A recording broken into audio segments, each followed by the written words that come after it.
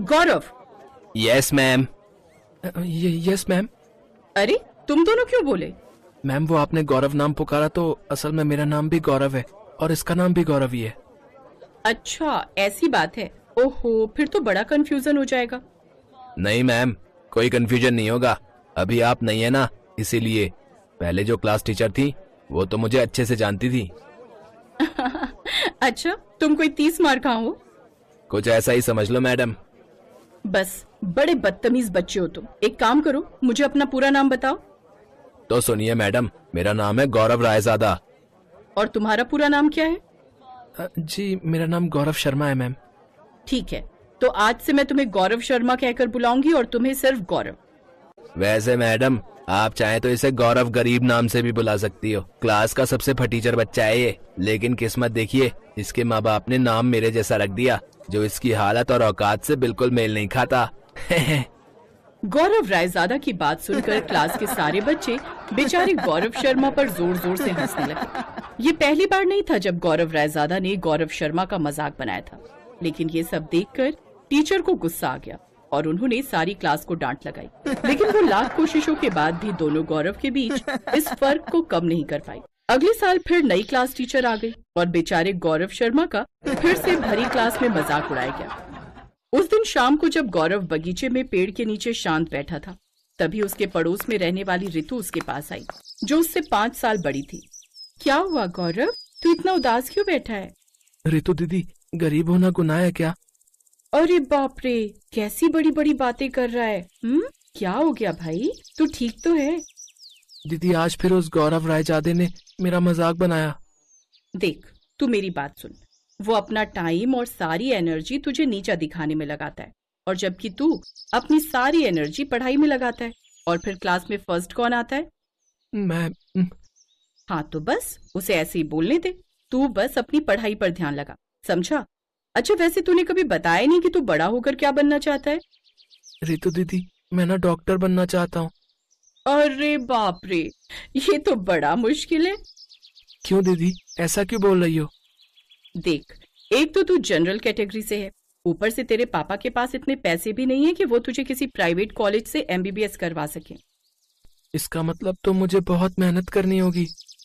हाँ, टॉप करना होगा बेटा, तभी जाकर तेरा सपना पूरा होगा। तो फिर मैं दिन रात एक कर दूंगा दीदी।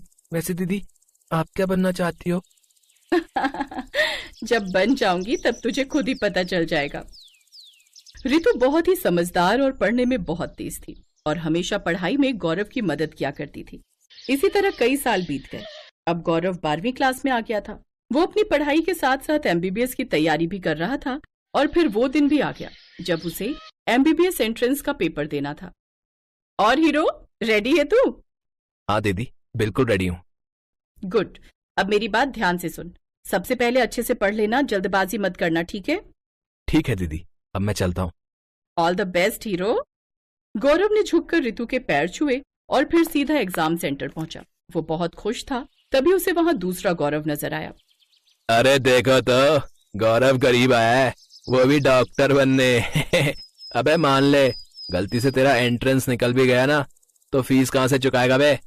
और अगर प्राइवेट कॉलेज मिला तो फिर तो तू अपना घर बार बेच के भी फीस नहीं दे पाएगा। बड़ा है एमबीबीएस बनने फटीचर कहीं के। गौरव हमेशा की तरह उसे देखकर मुस्कुराया और बिना कुछ कहे एग्जाम सेंटर के अंदर चला गया। तो वहीं अमीर गौरव भी उस पर हंसते हुए सेंटर के अंदर चला गया। फिर कई दिनों के बाद जब एंट्रेंस एग्जाम का रिजल्ट आया तो गौरव शर्मा के 720 में से 699 नंबर आए थे, जबकि गौरव रायजादा के 600 नंबर आए थे। रिजल्ट देखने के बाद अमीर गौरव ने गरीब गौरव शर्मा का मजाक बनाते हुए कहा, ले हो गया बेटा, जनरल कैटेगरी में सरकारी कॉलेज तो अब तुझे मिलने से रहा। अब क्या करेगा गौरव शर्मा? और मुझे देख, 600 नंबर लाकर भी अब मैं पढ़ूंगा एमबीबीएस, वो भी सबसे महंगे कॉलेज से। मैं बनूंगा डॉक्टर गौरव रायजादा और तू बनेगा मेरे हॉस्पिटल का वार्ड बॉय। अमीर गौरव की ये बातें सुनकर बेचारा गरीब गौरव बुरी तरह से टूट गया और वहीं रोने लगा। उसे लगा कि अब उसके लिए सब कुछ खत्म हो गया है। वो मायूस होकर सीधा अपने घर अपने कमरे में पहुंचा। क्या कर रहा है गौरव? तो क्या करूं दीदी, बस एक नंबर से रह गया मैं। मुझे अब सरकारी कॉलेज नहीं मिल पाएगा और प्राइवेट कॉलेज से पढ़ सकूं, इतनी औकात नहीं है मेरी। पागल हो गया है क्या? अपने माँ बाप के बारे में सोच, समझदारी से काम ले गौरव। और ये तो तेरा पहला ही अटेम्प्ट था ना, दूसरी बार कोशिश करना और तैयारी के साथ, समझा? रोते हुए गौरव को रितु ने गले से लगा लिया और उसे चुप कराने लगी। फिर अगले दिन जब रितु गौरव का हाल पूछने फिर से उसके घर आई तो उसने देखा कि दरवाजे पर अखबार पड़ा हुआ था। रितु ने वो अखबार उठाया और पहले पेज की खबर पढ़ने लगी और फिर उसका चेहरा पीला पड़ गया। ओह शिट गौरव, देख जरा, तेरे एमबीबीएस के एंट्रेंस एग्जाम का पेपर लीक हुआ था। देख इसमें क्या लिखा है, एमबीबीएस के एंट्रेंस एग्जाम का पेपर लीक हुआ। पुलिस ने चंदू नाम के सॉल्वर को किया गिरफ्तार। चंदू ने कबूला उसने एक छात्र से 10 लाख रुपए लिए थे। पुलिस चंदू से पूछताछ कर रही है। अब क्या होगा दीदी? होगा क्या, अब पुलिस उस छात्र को पकड़ेगी जिसने उससे वो पेपर खरीदा। अभी रितु और गौरव बात कर ही रहे थे कि तभी गौरव के घर के सामने पुलिस की गाड़ी आकर रुकी और उस जीप से निकले पुलिस वाले सीधे गौरव का कॉलर पकड़कर उसे अपने साथ ले जाने लगे। रितु और गौरव के लाख विरोध करने पर भी पुलिस वालों ने गौरव को नहीं छोड़ा और फिर अगले दिन कोर्ट में। माय लॉर्ड, ये गौरव शर्मा ही वो शख्स है जिसने सॉल्वर चंदू से 10 लाख रुपए में पेपर खरीदा और फिर उसने उसी पेपर से रट्टा मारकर इतने टफ एग्जाम में पहली बार में ही 699 नंबर हासिल कर लिए। ये झूठ है सर, मैंने कुछ नहीं किया। ऑर्डर ऑर्डर, तुम्हारा वकील कौन है? जज के इतना कहते ही कोर्ट रूम के दरवाजे से रितु अंदर आई जो वकील के कपड़ों में थी। जी माय लॉर्ड, मेरा नाम रितु दास है और मैं गौरव शर्मा की वकील हूँ। जज साहब, पहली बात तो ये कि मेरा क्लाइंट इतना गरीब है कि वो किसी को 10 लाख तो क्या 10,000 भी नहीं दे सकता, और दूसरी बात, मेरा क्लाइंट किसी चंदू को नहीं जानता। झूठ, चंदू ने पुलिस से पूछताछ में गौरव शर्मा का ही नाम लिया है और माय लॉर्ड, पकड़े जाने के डर से ही इसने सुसाइड करने की भी कोशिश की थी। बोलिए, क्या ये भी झूठ है? इसलिए क्योंकि चंदू ने पुलिस से पूछताछ में गौरव का नाम लिया था, मगर कौन सा ये उसने नहीं बताया था। हम नाम होने का फायदा गौरव रायजादा ने उठाया और चंदू के परिवार को 5 लाख रुपए देकर चंदू से गौरव शर्मा का नाम कहलवा दिया। और अगर इस सब पर आपको यकीन नहीं होता तो फिर दूध का दूध और पानी का पानी करने का एक और तरीका है मेरे पास जज साहब। बताइए रितु, क्या चाहती हैं आप?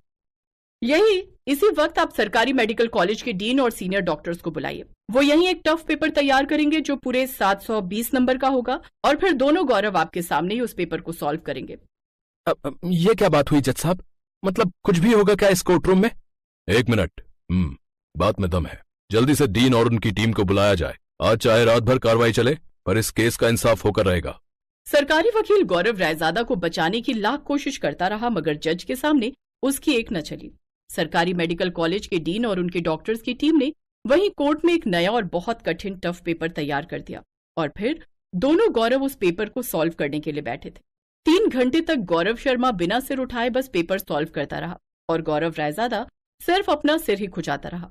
फिर ठीक 3 घंटे बाद जब डीन ने पेपर चेक किया, जज साहब, ब्रिलियंट है ये लड़का, इसके 720 में से 710 नंबर आए हैं। अरे वाह, और गौरव रायजादा के?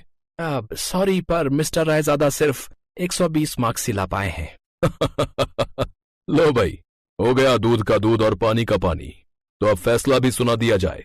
ये अदालत पुलिस को यह आदेश देती है कि वो गौरव रायजादा को यहीं से गिरफ्तार करके उनके खिलाफ मामला दर्ज करे, और यह अदालत मेडिकल बोर्ड को भी यह आदेश देती है कि इस कोर्ट रूम में दिए गए पेपर को एंट्रेंस एग्जाम मानकर गौरव शर्मा को उनकी रैंक के हिसाब से उनके मन मुताबिक कॉलेज रियायती दरों पर अलॉट किया जाए।